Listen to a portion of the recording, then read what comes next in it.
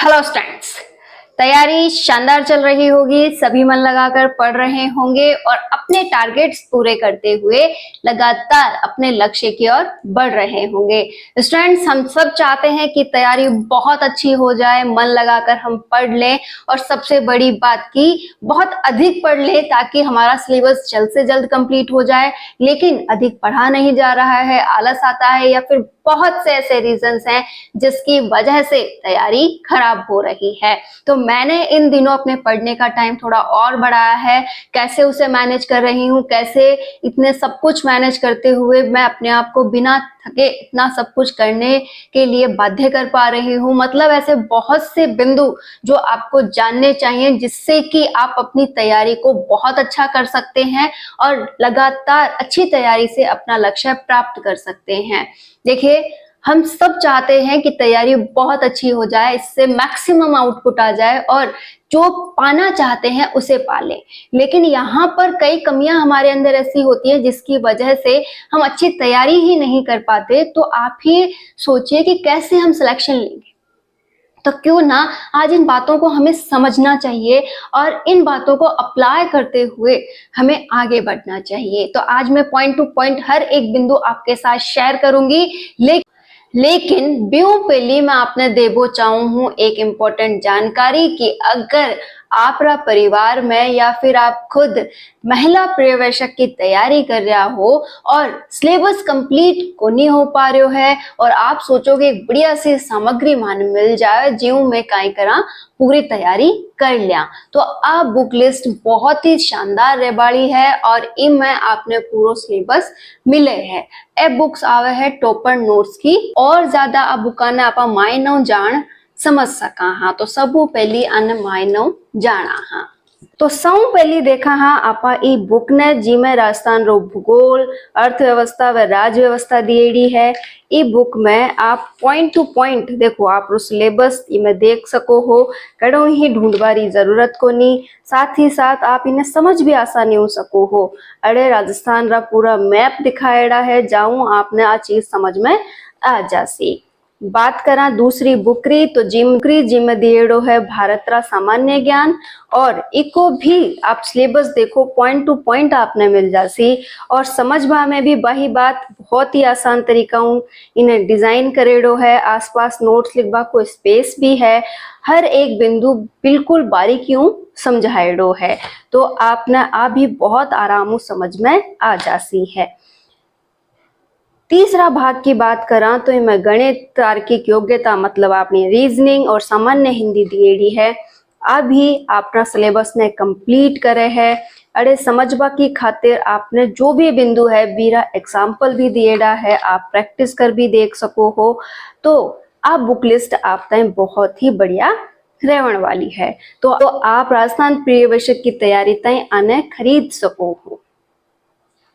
अब हम डिस्कस करते हैं अपने मेन बिंदुओं पर कि कैसे हम पढ़ाई को इम्प्रूव करें। भाई हमारा तो टारगेट ही वही है कि अगर हम वाकई ही में 8 घंटा या उससे ज्यादा पढ़ना चाहते हैं तो हमें एक वादा तो पहले खुद से करना होगा कि भाई मेरी इस लाइफ में इस 2026 तक जो मेरा पेपर होना है, मतलब ये जो 10 महीने 9 महीने 11 महीने या फिर मैं कहूँ कि 1 साल का जो ये समय है मेरे पास, उस दौरान मुझे कड़ी मेहनत करनी है। ये माइंडसेट बनाना ही होगा क्योंकि इस माइंडसेट के बिना आप अपने आप को बाध्य नहीं कर सकते पढ़ने के लिए कि हाँ मैं चाहूं कि मुझे पढ़ना है और माइंडसेट कह रहा है कि नहीं अभी तो बहुत समय है, तू तो एंजॉय कर, ये कर वो कर, तो आप कुछ नहीं कर सकते। पहले तो अपने लक्ष्य के प्रति समर्पित, फिर जुनूनी कि हाँ मुझे पाना है, कि हाँ मुझे पाना है, हर संभव कोशिश करनी है और अपना जुनून जो है उसे प्रूफ करना है। तो आप चाहें तो ऐसा कर सकते हैं। तो आपको पहला काम करना है अपने लक्ष्य के प्रति जुनूनी होना है। दूसरा सबसे इंपॉर्टेंट काम अब ये आता है कि हाँ मुझे अपने शरीर को भी देखना है कि वो क्यों आलस कर रहा है, क्यों वो इतना टेंटलम कर रहा है। दूसरा, मुझे अपने शरीर पर भी काम करना है कि ये अगर आलसी है तो क्यों है।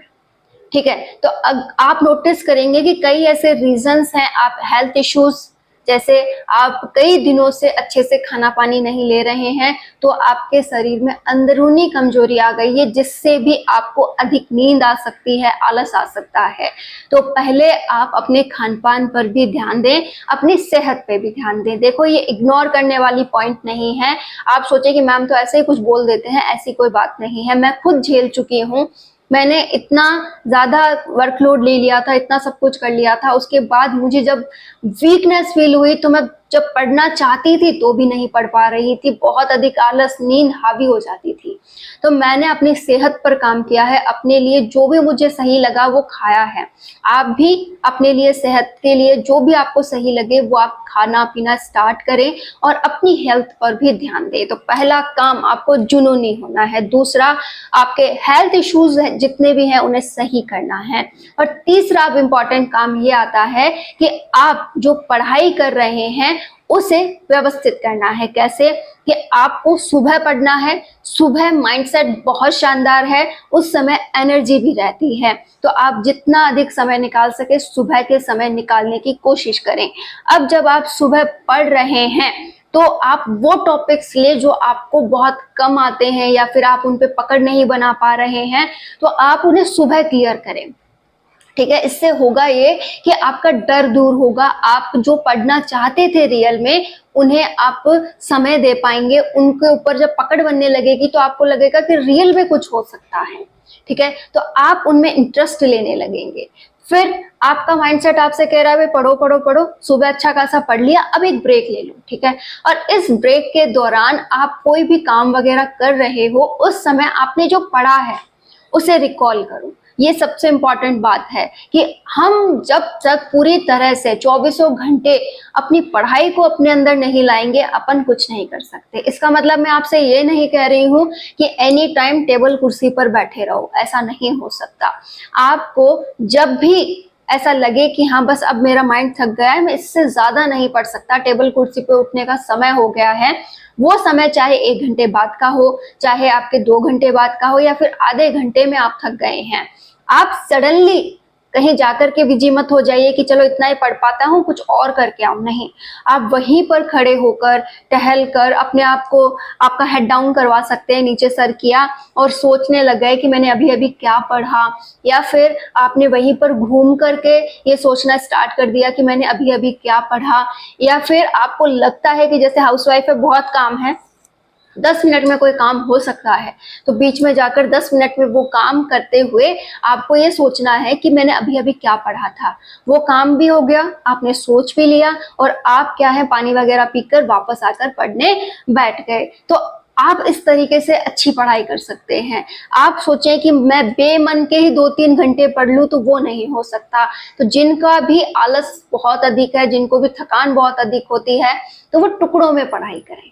जैसे 1 घंटे तक आपका माइंड बहुत अधिक एक्टिव रहा, आपने जब तक 1 घंटा भी नहीं, आपका माइंड जब तक फुल ऑन एक्टिव है, आप पढ़ने बैठे, वो आधा पौन घंटा जितनी देर भी फुल ऑन एक्टिव है ना, उतना खींच के पढ़ लो।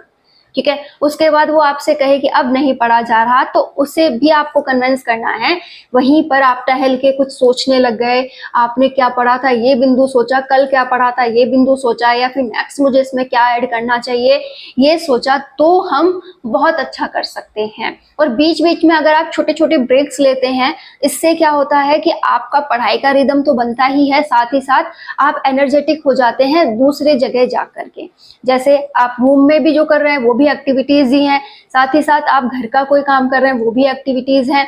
तो जो भी हाउसवाइफ महिलाएं हैं वो तो वैसे भी टुकड़ों में पढ़ना उनके लिए मजबूरी भी है और एक बहुत अच्छा तरीका भी है कि हाँ वो इस तरीके से मैनेज कर लेती हैं। और जो भी जिनको पूरी तरह से पढ़ने में समर्पित रहना है, उनके लिए रूम वाला मेथड बहुत अच्छा है कि बस पढ़ो, जब भी थोड़ा सा मन ऊपर नीचे होने लगे, थोड़ा सा वहां से हटके कुछ और करने लग जाओ, 5 मिनट जैसे कोई भी काम किया, फिर आकर के फिर से पढ़ने बैठ जाओ। एक लंबी सीटिंग मत दो। लंबी सीटिंग एक साथ बैठे रहने से हमें थकान भी होती है और मन में कई बार खिंता भी आती है कि बहुत हो गया, अब नहीं हो रहा है, ऐसी बातें भी नहीं होती हैं। तो अपनी सीटिंग को बैलेंस करना सीखिए, तो आप बहुत अच्छा पढ़ सकते हैं। और जो व्यक्ति ये कहता है कि समय नहीं मिलता, एक बार मैनेज करके देखिए, 24 घंटे हैं, ठीक है, 24 घंटे में से अगर आप 6 घंटे की नींद भी निकाल देते हैं कि चलो 10 बजे सो गए और 4 बजे तक सो रहे थे, तो भी कोई बात नहीं, बहुत अच्छी नींद आपने ली है, बिना डिस्टरबेंस के ली है, तो आपकी 6 घंटे की नींद पूरे दिन के लिए सफिशिएंट है, दिन में सोने की जरूरत नहीं पड़ेगी। अगर हम 4 बजे से बात करें तो 4 बजे से उठने के बाद 6 बजे तक, 6:30 बजे तक, और जो पूरी तरह से तैयारी पे समर्पित हैं उनकी बात करूं तो वो 10 बजे तक भी अगर समय निकाल कर तैयारी को देते हैं तो क्या प्रॉब्लम है। पढ़ो ना, सुबह सुबह का समय पूरी तरह से पढ़ाई को दे दो ना, तो वहां पर आप मैक्सिमम आउटपुट ले लोगे। ये वाला पॉइंट अपना के देखिएगा, आपको बहुत अच्छा लगेगा। इसी के साथ आप जब फ्री हो जाएं सुबह की पढ़ाई से, अपना काम करो, शानदार तरीके से करो, नहाना धोना, खाना पीना, घर के काम सब कुछ मैनेज करके आओ, लेकिन उस समय आपको रिदम नहीं तोड़ना है। ये वाला बिंदु आज ही अपना लो, आपको रिदम नहीं तोड़ना है।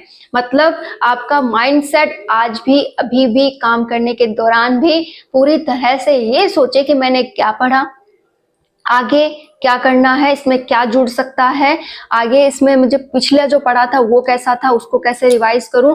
तो ये ताना बाना ही चलना चाहिए। कहने का अर्थ है कि जब तक लक्ष्य ना मिल जाए उसे माइंड से निकालना नहीं है, क्योंकि जो बातें हमारे मस्तिष्क में आती है ना, कई फिजूल भी होती हैं। जैसे आप ख्याली पुलाव पकड़ लें कि हाँ मुझे ये करना था, मुझे ये करूंगा, पैसे आएंगे तो ये होगा, घर ऐसा होगा, मुझे ये खरीदना है, मुझे ये करना है, मुझे वहां जाना है, कोई भी बात हो सकती है, या फिर कोई दूसरा व्यक्ति ही आपसे बात करके कोई अदर पॉइंट आपके माइंड में डाल सकता है। तो आपको बस इस डायरेक्ट जो आपका ये जो तरीका है ना, इससे बचना होगा कि हमें समय खराब नहीं करना है इन फालतू की बातों में। ये बातें तभी पूरी हो सकती हैं जब हम आज के समय में जो कर रहे हैं उसे बेस्ट कर लें। बहुत मुश्किल है इन बिंदुओं को इग्नोर करना, और इन बिंदुओं से पीछा छुड़वाना बहुत मुश्किल है। अपने आप को पूरी तरह से पढ़ाई में समर्पित करना भी मुश्किल है, लेकिन हमें ये करना होगा। जितना कर सको उतना जरूर करना, इसी से हम बेस्ट कर सकते हैं। हम कई बार यही पर मात खाते हैं कि आज हम बहुत अच्छा मूड लेकर बैठे थे कि हाँ आज पढ़ाई होगी, आज बहुत अच्छी पढ़ाई होगी, सुबह से उसमें लगे हुए भी थे, 1 आध घंटे की पढ़ाई हो गई। जब फ्री हुआ, पढ़ के एक शेड्यूल पूरा हुआ और अब खुद के काम कर रहा था, उस समय एक फ्रेंड आ गया या कोई फैमिली मेंबर आ गया या कोई भी आ गया, उसने मुझे कहा कि तुम्हें ये करना है या फिर तुम्हें यहाँ जाना है, अरे आज वो हुआ था, मतलब कोई भी बात हुई और वो आपके सामने रख दी। अब आप क्या कर रहे हैं, जाना था तो वैसे आपने जाने की हाँ भर दी और आप चले गए, या फिर कोई बात थी तो आप उस बात को सोचे जा रहे हैं, उस बात को समझने की कोशिश कर रहे हैं, या फिर उस पर बहुत अधिक समय दे चुके हैं, या फिर आप हो सकता है कोई गुस्से वाली बात हो तो आप उसके लिए पूरी मतलब खींचतान पे लगे हुए हैं कि मैं ऐसा कर दूंगा, उसको ये कहूंगा, वो कहूंगा। तो वो 2-2.5 घंटे तो खर्च हुए ही हुए, आपका पूरा जो माइंड सेट था वो भी बिगड़ गया। तो कुछ दिनों के लिए आपको इन सब से दूरी बनानी होगी। आपको ये मानना होगा कि मेरी लाइफ है, मुझे इसमें स्ट्रेस फ्री रह करके तैयारी करनी है, तो आप बहुत अच्छा कर सकते हो। 4th पॉइंट हमारे सामने ये आता है कि पढ़ते पढ़ते ही नींद हावी हो जाती है।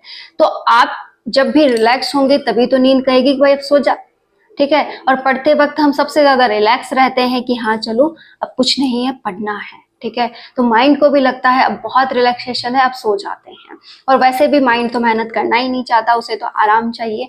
तो यहाँ पर नींद हावी होना ये आपकी बात नहीं है, ये हर किसी की बात है, मेरे साथ भी ऐसा होता है। लेकिन नींद आपको कब आती है, याद है ना, जब हम पढ़ने बैठते हैं। जैसे ही पढ़ने बैठे, टॉपिक चुना, ये किया वो किया, पेन वगैरह सजाए करे, लो भाई अब पढ़ने बैठे हैं। अब आधा पेज ही नहीं हुआ, उबासी पे उबासी, साथ ही साथ नींद ने घेर लिया है, और सडनली हम क्या करेंगे, बुक को बंद और जाकर के सोने का पूरा फिक्स कर चुके होंगे कि थोड़ी देर तो सोना ही पड़ेगा, होता है ना ऐसा। तो उस समय हमें क्या करना है कि सडनली बुक बंद नहीं करनी है, बुक को वहीं पे खुला छोड़ना है और आपको उठना है, पानी पीना है और एक राउंड बाहर तक दे करके आना है, ठीक है। और अपना ज्यादा नींद हावी हो तो आंख धोनी है और 10 मिनट अपने आप को डाइवर्ट करना है, मात्र 10 मिनट। 10 मिनट नींद को नहीं आने देना है। अगर 10 मिनट कंट्रोल कर ली ना तो फिर सोने जाने की जरूरत नहीं है, आप वापस से पढ़ने बैठ सकते हो। ये 10 मिनट वो हमें पूरी तरह से तोड़ देती है कि सोना ही पड़ेगा। और अगर आप 10 मिनट हिम्मत दिखा गए, 10 मिनट टहल करके, इधर उधर जा करके, किसी से 2 बात करके, 10 मिनट अगर ध्यान को डाइवर्ट कर लिया ना वापस से, तो आप पढ़ लोगे। तो चौथे बिंदु पर जरूर ध्यान दीजिएगा। ये पढ़ने बैठते ही आ जाता है कि हाँ थोड़ी देर हुई है और नींद इतनी बुरी तरह आ रही है कि बस अब तो सोना ही पड़ेगा। तो उस 10 मिनट पर आपको काबू करना है। वो 10 मिनट अगर ध्यान भटका लिया, 10 मिनट कोई ऐसा काम करे आओ जहाँ पे आपका ध्यान पूरी तरह से उस काम पे लग जाए, तो आप बहुत अच्छा कर लोगे। फिर वापस आके बैठिए, नींद बिल्कुल नहीं आएगी। आपने कभी नोटिस किया है कि हम कितनी भी नींद आ रही हो, अगर कोई हमसे कहे कि 10 मिनट 20 मिनट फोन चला ले, तो वो 10-15 मिनट से 2 घंटे भी हो जाता है। तो बस कुछ ऐसा ही है कि अगर आप जहाँ इंटरेस्ट दिखा देते हैं या फिर आपको कोई अजीब सा लाइट फोकस वाला काम मिल जाता है या फिर कुछ भी ऐसा जो आपका ध्यान डाइवर्ट कर सके, तो उस जगह पर आपको नींद नहीं आती है। तो आप ये काम जरूर अप्लाई करके देखें, इससे नींद पर काबू जरूर होगा। पांचवा और लास्ट बिंदु है जो कि आप पर ही लागू होता है कि हम जो करते हैं जब तक उसके ऊपर फोकस नहीं करते, जैसे आप पढ़ रहे हो, पढ़ने से आप बैठे, आपका ध्यान पढ़ाई में नहीं है और आप कोई अदर पॉइंट अपने माइंड में लाते हैं, तो वो जो आप पढ़ रहे हैं उसका कोई महत्व नहीं है। उस समय अगर आप 8 घंटे भी पढ़ रहे हैं तो कोई वैल्यू नहीं है उसकी।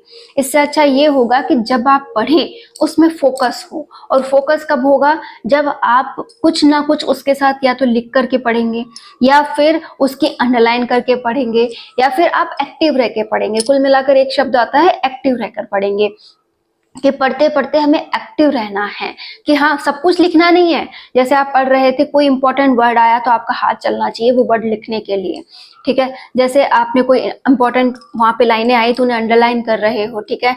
या फिर आप जब भी कुछ पढ़ रहे हो तो पेन चलाते हुए पढ़ रहे हो कि ऐसा चलो अंडरलाइन नहीं हो रही, पेन चल रहा है ओनली फॉर बंद पेन, तो इस तरीके से आप उसे पढ़ रहे हो। तो एक्टिवनेस के साथ जब आप किसी पॉइंट को पढ़ते हैं तो वो पॉइंट अपने आप में आपको आलसी नहीं होने देता, थकने नहीं देता और आप अच्छा उसमें निचोड़ निकाल सकते हैं। और आप सोचें कि आज मेरा पढ़ने का पहला दिन है या मुझे 5-10 दिन ही अभी पढ़ते हुए हैं और मैं एक साथ 8 घंटे की सिटिंग निकाल लूं, तो आपका शरीर थोड़ा सा आपको परेशान करेगा। आपको बैक पेन हो सकता है, आंखों में दर्द होना, बैठने में प्रॉब्लम होना, पैरों में दर्द होना, कोई भी शिकायत आपको हो सकती है। लेकिन बॉडी उस रूप में आपको एडजस्ट कर लेगी। आप 10-15 दिन एक ही रूटीन जब फॉलो करोगे तो हर प्रकार का दर्द कम होने लगेगा और आपकी सिटिंग पावर बढ़ने लगेगी। कोई भी काम जब सीखते हैं तो उसमें प्रॉब्लम तो आती ही है, तो आप सिटिंग जब बढ़ाएंगे तो आपको धीरे धीरे ही वो बढ़ पाएगी। एक साथ आप ज्यादा घंटे तक बैठेंगे तो नेक्स्ट डे आपकी प्रॉब्लम्स होनी लाजमी है। धीरे धीरे आप उन्हें दूर कर सकते हैं। तो पहले अपने लक्ष्य पर जुनूनी हो जाओ, उसके बाद सभी बिंदु आसान लगने लगेंगे। तैयारी जितनी अच्छी होगी उतना ही जल्द हम लक्ष्य तक पहुंच जाएंगे। उम्मीद करती हूँ आपको ये बातें समझ आई हैं, आप बहुत अच्छा करेंगे और लगातार आगे बढ़ते रहेंगे। ऑल